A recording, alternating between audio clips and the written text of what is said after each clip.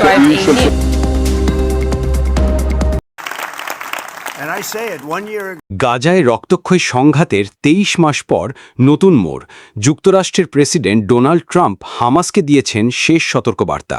যুদ্ধবিরতির শর্ত মেনে নিতে হবে, নইলে কঠিন পরিণতি ভোগ করতে হবে।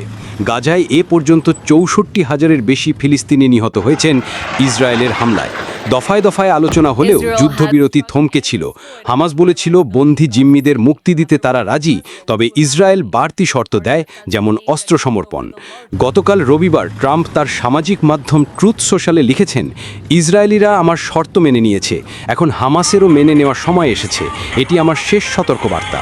তবে শর্তগুলো স্পষ্ট করে জানাননি তিনি। টাইমস অফ ইসরায়েলের খবরে বলা হয়েছে, ট্রাম্পের প্রস্তাবে প্রথম দিনেই সব জিম্মি মুক্তি দিতে হবে। বিনিময়ে ইসরায়েলি কারাগারে বন্দী হাজার হাজার ফিলিস্তিনি ছাড়া পাবেন। যুদ্ধবিরতির সময় ইসরায়েল গাজায় হামলা বন্ধ রাখবে এবং ট্রাম্পের তত্ত্বাবধানে স্থায়ী শান্তি নিয়ে আলোচনা চলবে। হামাস জানিয়েছে তারা আলোচনায় বসতে প্রস্তুত, তবে শর্ত গাজায় হামলা পুরোপুরি বন্ধ করতে হবে, সব ইসরায়েলি সেনা প্রত্যাহার করতে হবে এবং স্বাধীন ফিলিস্তিনিদের নিয়ে একটি প্রশাসনিক কমিটি গঠন করতে হবে।